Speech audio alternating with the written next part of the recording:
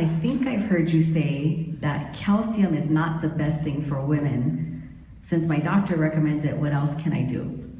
Get a new doctor.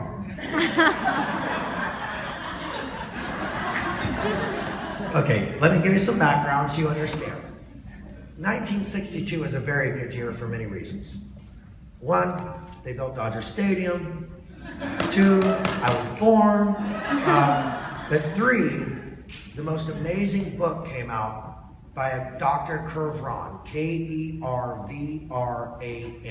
He was the head of the Société Biologique de France, the head of the French Biological Society. And he did an experiment that forever changed my perception. It should have forever changed the world's perception of food, but the world ignored it. But I'm going to share it with you, and it's still published. You can still buy it. It's still incredible. Biological Transmutations by Dr. Kervran. He proved something really amazing. He took a chicken, and he denied the chicken all calcium in its diet, and he waited to see when the chicken would no longer be able to lay eggs, which were 60 or 70% calcium. But the chicken never stopped laying eggs. And 2 years later, he had saved all of the shells because he needed to find out how much calcium was coming out of the chicken until it was all gone. And the weight of the shells was almost equal to the weight of the chicken. He said, how could a chicken make as much calcium as its own weight if it never eats calcium? Crazy, right? So here's what he figured out. The human body actually creates calcium with magnesium, potassium, and silica.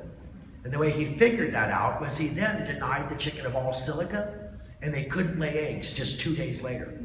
Put the silica back in their diet, they laid eggs. Took out the magnesium, they couldn't lay eggs. He didn't start with those 3 minerals, he did all the minerals until he narrowed it down to those 3.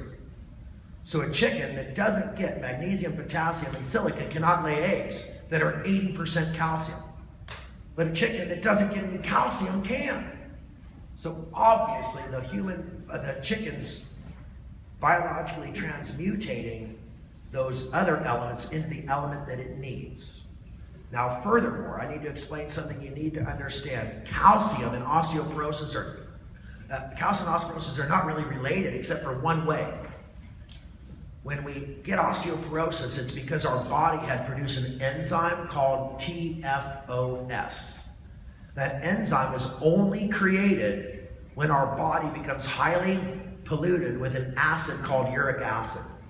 When we have too much uric acid in our body through its intelligence creates a natural defense, and that defense is an enzyme called TFOS, and TFOS dissolves bone and creates liquid calcium. The liquid calcium is metabolized by the body and surrounds the uric acid because the uric acid is so toxic that it erodes anything it makes contact with. That means the nerve endings of your body. It leads to Crohn's disease, multiple sclerosis, Alzheimer's, lupus. It can contribute to all of those. Of course, osteoarthritis and gout.